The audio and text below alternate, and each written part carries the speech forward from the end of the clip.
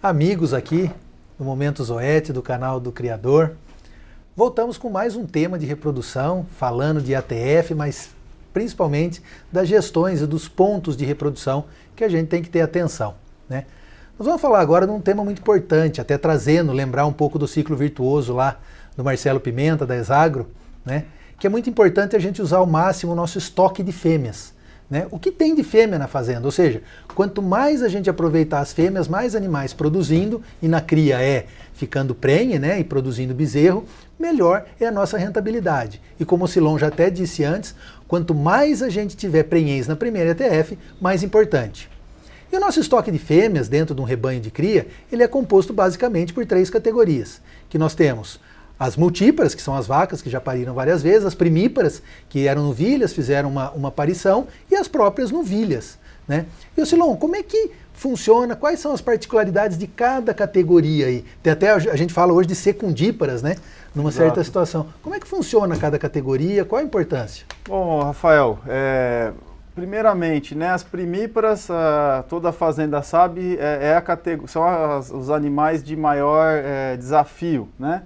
Por quê? Porque são animais que ainda estão em fase de crescimento, né? E aí elas têm uma mantença mais alta pelo fato também de estarem crescendo, terem um bezerro, ter que produzir leite, né? Então, é uma categoria mais problemática, a taxa de prenhez geralmente é inferior, né? Pelos dados do Gerar, em torno de 6 a 7 pontos percentuais a menos do que nas multíparas, tá?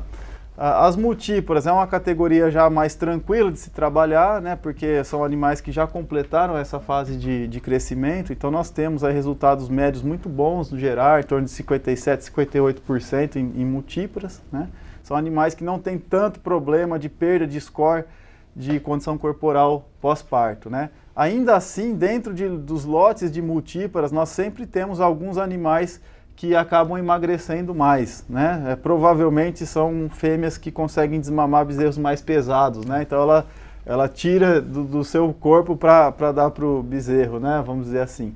São animais interessantes que vale a pena você suplementar após a desmama.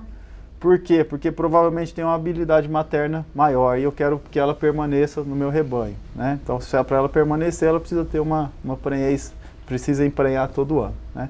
E justamente como você falou, as secundíparas, que é uma categoria que os produtores passaram a ter mais atenção mais recentemente. Por quê?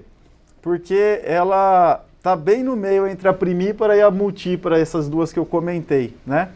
E por que ela está no meio? Ela já completou a fase de crescimento, mas na estação anterior ela era uma primípara, ou seja, um animal que perdeu muita condição corporal. Quase sempre ela desmama com uma condição corporal ruim, né, por ter sido primípara, e aí logo após a desmama já entra no período da seca, ou seja, na próxima estação ela vai parir magra também, né, e muitas delas acabam saindo da fazenda por não emprenharem. Quando você consegue trazer esses animais para um padrão adequado de condição corporal, né, seja através de suplementação, manejo de pastagem, os resultados são surpreendentes, tá?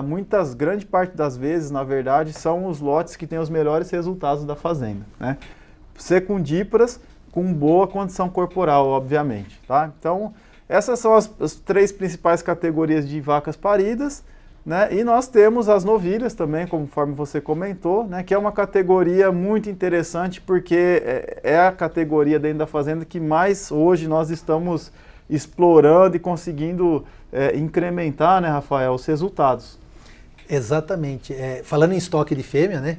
Quanto mais cedo uma fêmea produzir, melhor o aproveitamento, claro que dentro de condições racionais e condições fisiológicas que podem, mas é como você disse, está estudando muitas novilhas para aproveitar melhor esse rebanho e começar a produzir antes. E um dado legal que a gente tem, e para isso que tem o Gerar, e é essa riqueza que ele traz, nós temos os dados do Gerar de 2020, né, dessa última estação, da estação 19 e 20, que as novilhas de 15 meses tiveram, principalmente as zebuínas, tiveram a mesma taxa de prenhez das novilhas de 24 meses. Ou seja, nós trabalhando, não são as induzidas ainda, são as novilhas da fazenda, trabalhando alguns fatores, Silon, conseguimos avançar ou reduzir aí praticamente 10 meses de idade da prenhez e vai ser 10 meses de idade de parto, né? Exatamente. A diferença é enorme, né, Rafael? Se você pegar assim uma fêmea que vai permanecer no rebanho aí por 7 anos, no manejo tradicional, ela vai deixar aproximadamente 5 filhos, né? Nessa situação que você falou, nesse mesmo período de 7 anos, vai deixar 6 filhos. Então é um incremento de 20%, né? Com o simples ato de fazê-la emprenhar esses 10 meses mais cedo, né? Sim. Em muitas situações até 1 ano mais cedo, né?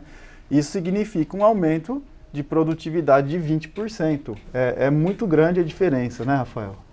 E esse estoque está cada vez mais produtivo dentro da fazenda, ou seja, tem um grupo de animais que estão sendo alimentados, manejados, mas começa a produzir antes, começa a trazer receita antes. Né? É exatamente o conceito que você falou de aproveitar ao máximo o seu estoque de fêmeas, né, para produzir o que te traz receita na fazenda de cria, que é o bezerro, né? E a gente tem conseguido isso, Rafael, através basicamente são 3 pilares, tá, no meu ponto de vista, né? Nutrição, genética e os protocolos de indução de ciclicidade, né? Então, nutrição, reprodução de novilha é muito dependente dela já estar em puberdade, ou seja, aqueles lotes que a gente não obtém bons resultados, geralmente é porque os animais ainda não estavam em puberdade, né? Como que eu consigo acelerar a puberdade, ter mais animais, mais novilhas púberes, né? Novilhas já dando cio, quando eu começo minha estação de monta? É através da nutrição, né? Porque está totalmente relacionado com o peso. Quanto maior o peso, maior a porcentagem de novilhas já dando cio, melhor serão os meus resultados. Então, acelerando, né, o ganho de peso dessas novilhas através de uma boa nutrição é o primeiro passo básico que o produtor tem que fazer, Rafael. Essas fazendas que estão conseguindo esses resultados que você comentou, né, emprenhando novilhas aí com 14 meses, né, às vezes até mais jovem que isso, elas investem em nutrição para que essas novilhas estejam com pelo menos aí uns 280 quilos, tá, no momento do início dos protocolos, no momento do início da estação de monta dela. Quanto mais pesada, melhor, tá? Segundo ponto, genética. A gente vem fazendo no Brasil um trabalho de melhoramento genético, não só no Brasil, no mundo todo, ao longo dos anos, né? E a idade ao primeiro parto, a idade à puberdade, ela é uma característica de alta herdabilidade, ou seja, é uma característica que permite eu fazer seleção através da genética, que eu consigo ganhos mais rápidos, né?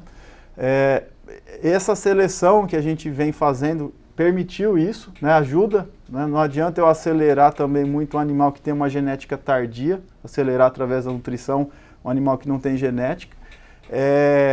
E a gente tem feito esse trabalho, e além disso, quando nós estamos desafiando essas novilhas, né, através desse manejo de nutrição, as precocinhas que a gente comenta, eu estou também selecionando os animais que têm capacidade de responder, né, a esse tipo de manejo.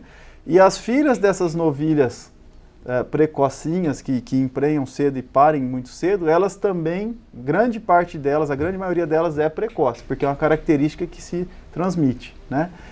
Justamente pela questão que eu falei de ter uma alta herdabilidade, né? E os protocolos, onde que eles entram? Eles entram para dar um empurrãozinho, né? Porque grande parte desses animais, ele está num estágio ali muito próximo de entrar na puberdade, né?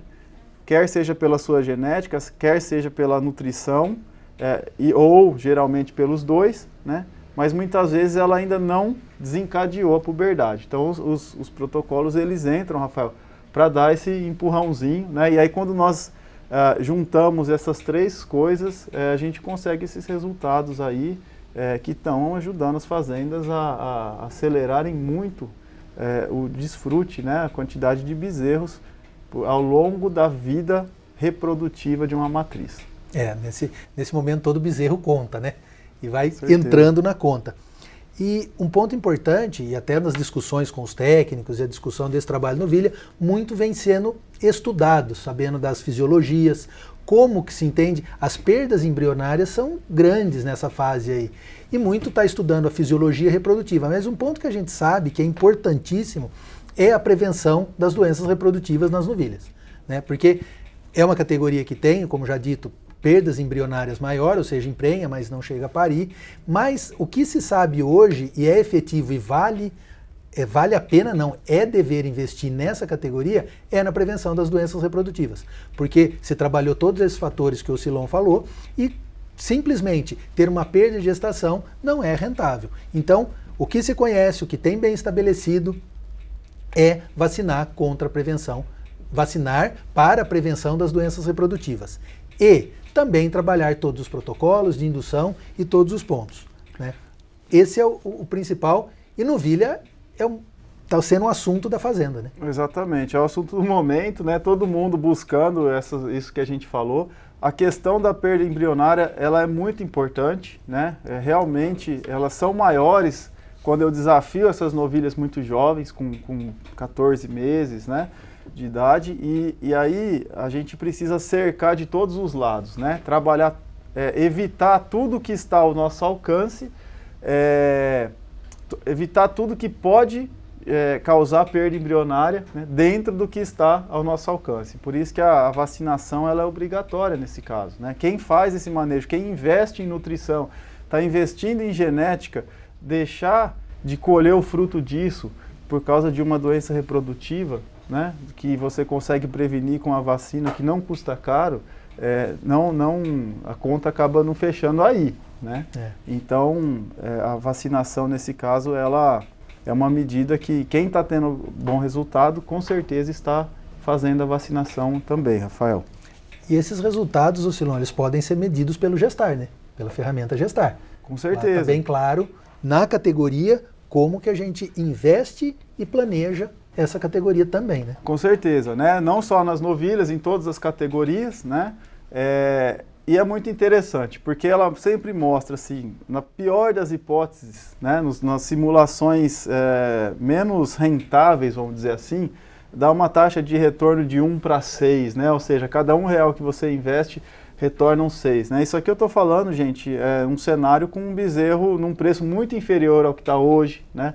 Num cenário de uma fazenda que já não tem tanto uma perda embrionária tão alta, né? Mesmo assim, nesse cenário adverso, vamos dizer, para a conta fechar, ela dá esse nível de retorno, né? Quando a gente traz para os preços atuais dos bezerros, quando a gente traz para a realidade das fazendas que tem uma taxa de perda de gestação ainda alta, né? Principalmente nessas categorias mais precoces, né? O resultado é muito maior, ou seja, não tem dúvida, esse é o investimento que dá retorno, né? Mesmo que a gente remunerar juros, porque o meu retorno vem daqui 17 meses, quando eu vendo o bezerro, ainda assim a conta fica muito interessante, Rafael.